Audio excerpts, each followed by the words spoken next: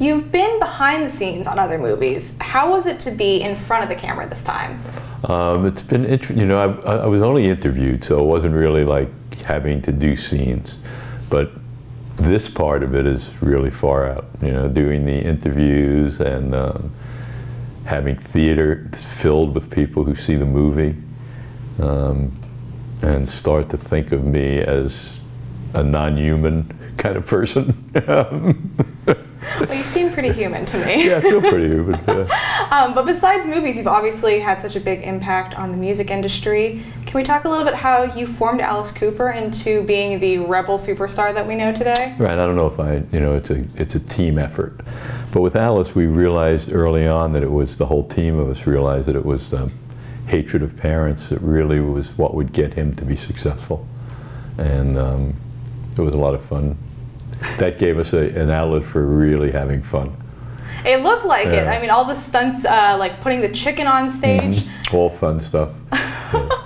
Yeah, it's just so funny to me. It's so surreal. You know, Alice Cooper, we see him, and I think anyone's with him as being like one of these like hardcore guys, and then in the movie you guys are like riding on a golf cart. Yeah, he's and, a very normal guy. One of the funniest things to me, though, was in the movie you were described as a Jew-boo, which is my new favorite word. So, Jew and a Buddhist. Was it hard to be so spiritual in an industry that can sometimes be so soulless? You know, I don't think of myself as spiritual, that's first. Buddhism is a way of life. I'm not a Buddhist, but it's not a religion, it's a way of life. It's the way in which you conduct yourself through life. And all the tenets of it are the way that I independently felt like I got to conduct myself through a way of life. And I think the stereotype that everyone in the industry are bad guys is not really true. When you deal in the world of fame, everybody around those people do what they can to protect the artist. And that comes off a lot of times very hard, very arrogant, very non-compassionate, very cold. But it's hard. You have to try and give the artist a life. So I think that's a lot of where the perception comes from. But I have so many friends in the entertainment business I would leave my wallet with, I would leave my cats with, I would, you know, who were really good people. So what was the hardest part of being in the industry for you? The hardest part of being in the industry was the success, which I was happy to have, but success reaps interesting things. Access to everything. Those were drug days, those were sexually free days. So the hardest part was learning how to find a life that wasn't completely taken over by the glisten instead of the subject. I know. I think a lot of people will actually be surprised about, you know, the amount of drug use you talk about in the film. How were you able to be so successful and come out so unscathed after, you know, doing acid and smoking pot all the time? Yeah, I think in some ways it helped me with my job because I thought outside the box. I don't recommend it for anyone, but I think in some ways I got lucky. I did have a lot of friends who got lost along the way, so I definitely don't recommend it. But for me, that was my journey. And you've done so many things in your life, but through the movie you talked about, you know, there's one thing left. You really want to have a baby. Why exactly is that?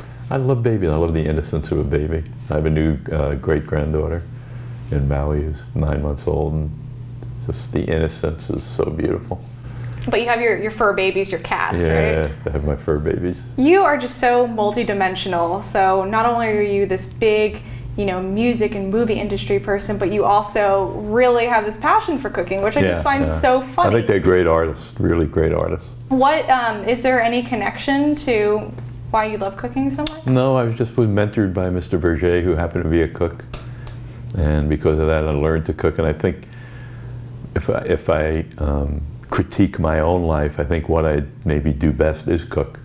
I got very lucky. I just feel like I have a little bit of a talent for it. Okay, so if I were to come over to your house, what would be the first dish you would make up for me? Depends. If you're well, one thing. If you're sick, chicken soup would be the first thing you'd get. Big bowl of chicken soup. Okay, something better, come on. I'd probably make it goes in cycles, but I've been really enjoying making chicken cacciatore, turkey bolognese, some real comfort Italian dishes, risottos. I do a really nice truffle and mushroom risotto.